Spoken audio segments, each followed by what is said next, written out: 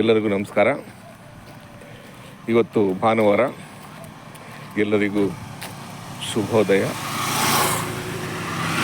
ನಾನಿವತ್ತು ತುಮಕೂರಿನ ಜಯನಗರದ ಪಶ್ಚಿಮ ಕಡೆ ಬಂದಿದ್ದೀನಿ, ವಾಕ್ ಮಾಡ್ತಾಯಿದ್ದೀನಿ. ಬೆಳಗಿನ ಗಾಡಿಯನ್ನು ತೆಗೆದುಕೊಳ್ಳುತ್ತಾ ಸ್ವಚ್ಛವಾದ ಮನಸ್ಸಿನಿಂದ, ಸ್ವಚ್ಛವಾದ ಚಿಂತನೆಯಿಂದ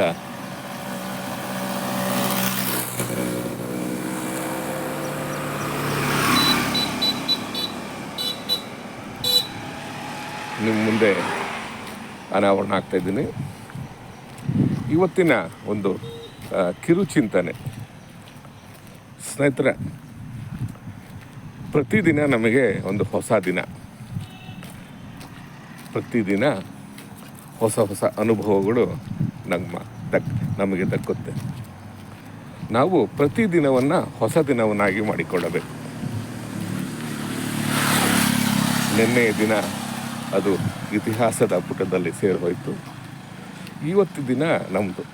ಹಾಗಾಗಿ ನಾವು ನಮ್ಮ ಆಲೋಚನೆಗಳನ್ನು, ನಮ್ಮ ಚಿಂತನೆಗಳನ್ನು, ನಮ್ಮ ಗ್ರಹಿಕೆಗಳನ್ನು, ನಮ್ಮ ಅನುಭವಗಳನ್ನು ವರ್ತಮಾನದಲ್ಲಿ ಮುರಿದು ಕಟ್ಟುತ್ತಾ ಸಾಗಬೇಕು. ಹಾಗಾದಾಗ ನಮ್ಮ ಚಿಂತನೆಗಳಿಗೆ ಒಂದು ಹೊಸ ಬೆಳಕು ದೊರೆಯುತ್ತೆ. ಸ್ನೇಹಿತರೆ, ಇಷ್ಟು ಸಾಕು ಅಂತ ಕಾಣುತ್ತೆ ಬೆಳಗಿನ ಚಿಂತನೆ. ಹಾಗಾಗಿ ನಾವು ಪ್ರತಿದಿನವನ್ನು ಹೊಸ ದಿನವನ್ನಾಗಿ ಮಾಡುವ ಸಂಕಲ್ಪವನ್ನು ಮಾಡೋಣ. ಏನಂತೀರ ಸ್ನೇಹಿತರೆ? ನಮಸ್ಕಾರ.